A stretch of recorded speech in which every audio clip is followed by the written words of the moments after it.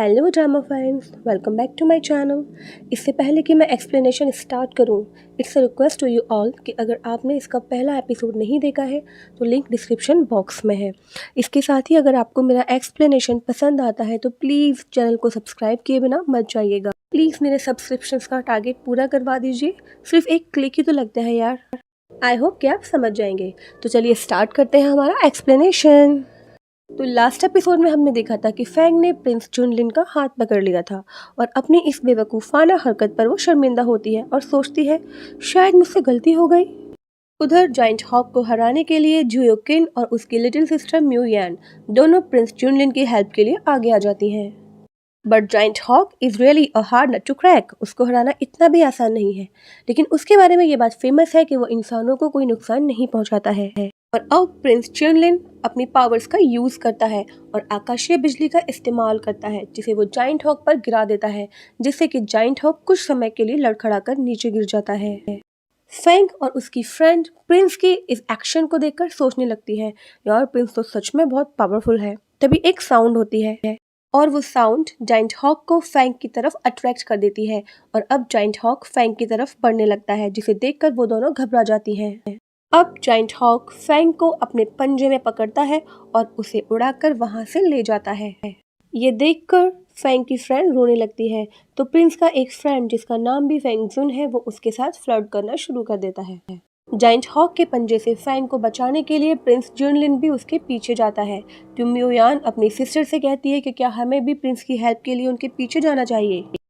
इस पर जियोकिन कहती है कि मुझे खबर मिली है कि जिंगझाओ सिटी पर ऑलरेडी कई जहरीले राक्षसों ने हमला कर दिया है और एक लड़की से कहीं ज्यादा बेहतर है बचाना उन सभी लोगों को, इसलिए मैं पहले उन लोगों की हेल्प के लिए जाऊंगी। जियोकिन की ऐसी बातें सुनकर प्रिंस का फ्रेंड फैंग जुन कहता है कि मानना पड़ेगा, मिस चियो सच में अपने रूल्स को लेकर बहुत स्ट्रिक्ट है और वो लोगों की बहुत परवाह भी करती है, लेकिन फिर भी वो हमारे दोस्त प्रिंस के लिए एक परफेक्ट मैच नहीं है। ये सुनकर उसकी छोटी बहन म्योयान तुरंत कहती है कि मेरी बहन से ज्यादा अच्छा प्रिंस के लिए कोई और हो ही नहीं सकता। दूसरी ओर फैंग जाइंट हॉक के पंजों में बहुत परेशान होती है और तभी उसके दिमाग में आता है कि इसके हाथों से मरने से अच्छा है मैं खुद ही मर जाऊं, और वो उसके पंजों से खुद को निकाल कर कूद जाती है। लेकिन वहां से जंप करने के बाद वो नीचे गिरने की बजाय एक पहाड़ी पर गिर जाती है और जाइंट हॉक वापस उसकी तरफ आने लगता है। इससे पहले कि जाइंट हॉक वापस से फैंग पर अटैक कर पाता, प्रिंस जुनलिन उन दोनों के बीच में आ जाता है। प्रिंस जमीन पे गिरी हुई फैंग को अपना हाथ देता है और उसे ऊपर उठाता है। इसके बाद फैंग उसके पीछे छिप जाती है। जाइंट हॉक उनकी तरफ धीरे धीरे बढ़ रहा होता है और फैंग धीरे धीरे अपने पैर पीछे करने लगती है और उसे पता ही नहीं चलता कि कब वो पहाड़ी से फिसलकर नीचे गिरने लगती है। प्रिंस उसे बचाने के लिए अपना हाथ देता है, लेकिन तब तक बहुत देर हो चुकी होती है और फैंग पहाड़ी से नीचे गिर जाती है। उसे बचाने के लिए प्रिंस भी उसके पीछे कूद जाता है। इसके बाद प्रिंस फैंग तक पहुंच जाता है और उसे पकड़ लेता है और हवा में ही वो दोनों एक दूसरे के बहुत क्लोज आ जाते हैं। नीचे आते आते फाइनली वो दोनों एक नदी में गिर जाते हैं, जिससे कि फैंग तो बाहर निकलकर आ जाती है, लेकिन प्रिंस का कोई पता नहीं होता क्योंकि प्रिंस पानी में डूब जाता है। एक्चुअली प्रिंस के साथ एक कंडीशन थी कि उसकी पावर्स पानी के अंदर काम नहीं करती थी और इसीलिए पानी के अंदर वो बिल्कुल यूजलेस था। फैंग की फ्रेंड बहुत घबरा जाती है और वो घबराई हुई उसकी माँ के पास जाती है और उसकी माँ को सब कुछ बताती है कि किस तरह एक बहुत बड़ा सा पक्षी फैंग को उठा कर ले गया है, और ये सुनकर उसकी माँ बहुत घबरा जाती है। इसके बाद एक और सीन दिखाया जाता है जिसमें हमें मिलवाया जाता है यू मिंग से, जो कि डार्क नाइट कोर्ट के प्रिंस हैं। इट मीन्स कि हमारी कहानी के विलन। फैंग जैसे तैसे प्रिंस को पानी से बाहर निकाल कर लाती है, लेकिन प्रिंस पूरी तरह बेहोश होता है। फैंग प्रिंस को होश में लाने की बहुत कोशिश करती है, लेकिन उसकी सारी कोशिशें बेकार हो जाती हैं। तभी उसे एक और आइडिया आता है। वो प्रिंस को अपने मुंह से सांस देने की कोशिश करने लगती है, लेकिन जैसे ही वो प्रिंस के होठों तक पहुंचती है, उसके अंदर से आवाज आती है, नहीं नहीं नहीं, मैं ऐसा नहीं कर सकती। माना कि प्रिंस बहुत हैंडसम है, लेकिन मैं ऐसे किस करूं? No, never. इसके बाद फैंग प्रिंस को उठाने का एक नया तरीका निकालती है और वो उसके गाल पर थप्पड़ लगाने लगती है, लेकिन इससे भी कुछ नहीं होता। इसके बाद उसकी आखिरी तरकीब काम आ जाती है। वो प्रिंस को उठाती है और उसके पेट को दबाकर पानी निकालने लगती है, जिससे कि प्रिंस सडनली होश में आ जाता है। दूसरी ओर डार्क नाइट कोच का हेड यूमिंग को ऑर्डर देता है कि सेलेस्टियल फ्रूट पक चुका है और हमने अपने जितने भी लोगों को उस फ्रूट को लेने के लिए भेजा था उन सभी को जाइंट हॉक ने घायल कर दिया है। इसलिए मैं चाहता हूँ कि तुम ये काम करो। तुम्हें किसी भी हाल में जुनवू क्लैन को जीतने नहीं देना है, वरना ये हमारे लिए बहुत ही इंसल्ट की बात होगी। तो यूमिंग कहता है कि ये मेरे लिए कोई बहुत बड़ी बात नहीं है। जुनवू क्लैन से सिर्फ एक ही इंसान है और वो है प्रिंस जुनलिन, और उसे हराना मेरे लिए बहुत आसान है। उधर होश में आने के बाद प्रिंस लगातार फैंग को देखने लगता है। तो फैंग कहती है, तुम मुझे ऐसे क्यों घूर रहे हो? तो प्रिंस कहता है कि मैं देख रहा था कि तुम्हारी आंखें बदसूरत नहीं है, लेकिन मुझे आश्चर्य होता है कि इतनी खूबसूरत आंखें इतने बदसूरत चेहरे पर कैसे आ सकती हैं। ये सुनकर फैंग चिढ़ जाती है और कहती है कि तुम कैसे प्रिंस हो, तुम्हें अच्छे बुरे का अंतर भी नहीं पता। मुझे तुम्हारे साथ नहीं जाना है, तुम अपने रास्ते जाओ, मैं अपने रास्ते जाती हूँ। और ऐसा बोलकर फैंग वहां से जाने लगती है। तो प्रिंस उसे रोकता है और कहता है कि कहाँ जा रही हो, तुम्हें शायद पता नहीं, लेकिन अभी हम फ्रोजन फॉरेस्ट के डीप में हैं और साधारण इंसानों के लिए यहाँ से बाहर निकलना आसान नहीं। और फैंग सोचती है कि ओह, तो ये फ्रोजन फॉरेस्ट है, इसका मतलब प्रिंस भी यहाँ सेलेस्टियल फ्रूट के लिए ही आया है। मुझे इसके साथ रहना चाहिए, क्या पता मुझे भी फ्रूट मिल जाए। और वो बेचारी ना चाहते हुए भी झक मार के प्रिंस के पीछे पीछे चलना स्टार्ट कर देती है। दूसरी ओर फैंग की फ्रेंड उसकी माँ को लेकर ओल्ड मैन बा के पास जाती है और उसे बताती है कि किस तरह फैंग को एक बड़ा सा पक्षी उठा कर ले गया है। तो ओल्ड मैन बा उन्हें बताता है कि चिंता की कोई बात नहीं है, वो जरूर जाइंट हॉक होगा जो सेलेस्टियल फ्रूट को गार्ड करता है और वो मनुष्यों को कोई भी हानि नहीं पहुंचाता। और वो फैंग की माँ को विश्वास दिलाता है कि प्रिंस भी फैंग के पीछे गए हैं, चिंता मत करो, फैंग बहुत जल्द खतरे से बाहर होगी। फ्रोजन फॉरेस्ट के अंदर चलते चलते फैंग को ठंड लगने लगती है और उसे छींकें आनी शुरू हो जाती हैं। तो प्रिंस उसे कहता है कि ये एरिया नॉर्थ डायरेक्शन में आता है और यहाँ कभी भी सनशाइन नहीं पहुँचती है, तो इट्स ऑब्वियस कि यहाँ बहुत ठंडा रहता होगा और तुम जैसे नॉर्मल लोगों के लिए तो इस ठंड को बर्दाश्त करना बहुत मुश्किल है। फिर प्रिंस का पीछा करते हुए फैंग को एक झटका लगता है और वो प्रिंस के बेहद करीब आ जाती है। प्रिंस उसे गुस्से में देखने लगता है और कहता है कि मुझसे बार बार चिपकना तुम्हारी आदत बन चुकी है। तभी फैंग को एक अजीब सी खुशबू आने लगती है और वो प्रिंस से पूछती है कि हवा में इतनी खुशबू क्यों है। तभी उसे याद आता है कि वो लोग चलते चलते ब्लड बीज यानी कि खून चूसने वाली मक्खियों के इलाके में आ गए हैं। तभी वो बीज वहां अटैक कर देती हैं और फैंग उनसे बचने के लिए प्रिंस के कपड़ों में जाके छिप जाती है। प्रिंस सोचने लगता है कि ये लड़की इतने छोटे से इंसेक्ट से भी खुद को नहीं बचा सकती। फिर वो अपने हाथ से थोड़ी सी एनर्जी उसके अंदर ट्रांसफॉर्म कर देता है और वहां से चला जाता है। फैंग चिल्लाती रह जाती है कि रुको, तुम मुझे इस तरह अकेला छोड़कर नहीं जा सकते। उन बीज से बचने के लिए फैंग एक पेड़ पर चढ़ जाती है जहां उसे ग्रास रॉयल जेली दिखती है और वो सोचती है कि अगर मैं इस रॉयल जेली को खा लूं तो मेरी एनर्जी बहुत बढ़ जाएगी। और वो उस जेली को ले लेती है और वहां से भागने लगती है, लेकिन तभी उस जेली को लेते ही मधुमक्खियां उसका पीछा करने लगती हैं। तभी वहां प्रिंस का फ्रेंड फैंग जुन आता है।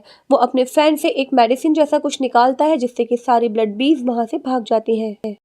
इसके बाद फैंग प्रिंस के फ्रेंड को धन्यवाद देती है, लेकिन तभी उसका ध्यान जाता है कि फैंग जुन के हाथों से थोड़ा सा ब्लड निकलने लगा है। क्योंकि फैंग मेडिकल एक्सपर्ट थी इसलिए वो उसके हाथों पर एक दवा लगा देती है और फिर वो अपने साथ लाई हुई रॉयल जेली को खा लेती है, जिससे कि उसे ठंड और डर लगना बंद हो जाता है। चलते चलते प्रिंस को फैंग का ध्यान आता है। वो एक पत्ती तोड़ता है और उस पर अपना ब्लड गिरा देता है और सोचता है कि ऐसा करने से फैंग की एनर्जी इंक्रीज हो जाएगी, जिससे कि वो इस फ्रोजन फॉरेस्ट में भी सरवाइव कर सकेगी। उधर प्रिंस का दूसरा दोस्त जुआन यी पहले दोस्त फैंग जुन को ढूंढते ढूंढते उसके पास पहुंच जाता है और गुस्सा करते हुए उससे कहता है कि तुम यहाँ क्या कर रहे हो। तो फैंग जुन फैंग की तरफ इशारा करते हुए कहता है कि मैंने इस लड़की को बचाया है। इसके बाद वो फैंग से उसका नाम पूछता है, तो फैंग अपना नाम फैंग व्यू की जगह फैंग जियाओ बताती है।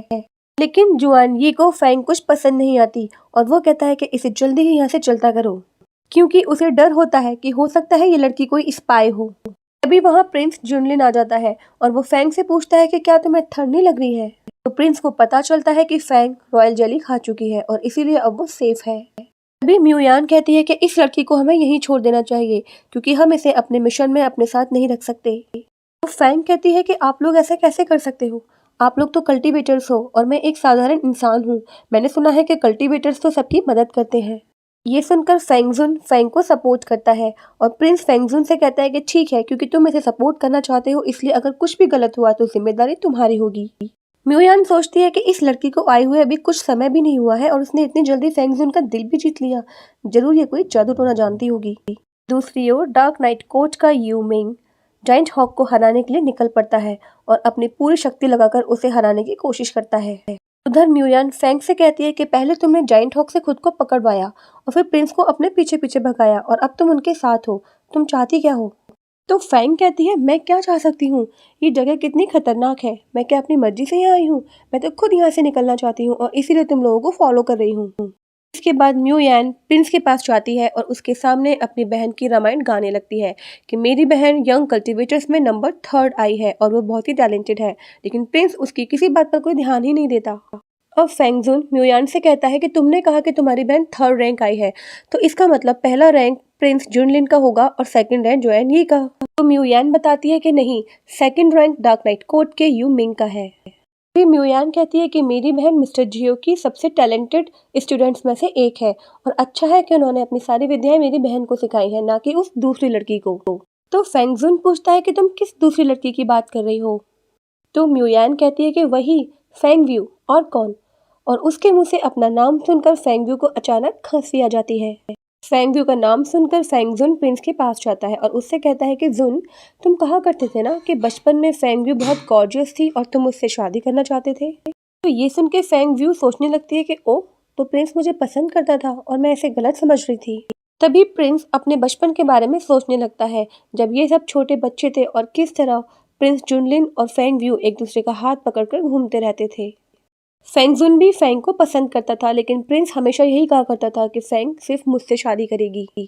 तब फैंगव्यू जिनलुन और फैंगजुन दोनों से कहती है कि तुम दोनों मुझसे शादी करना चाहते हो ना?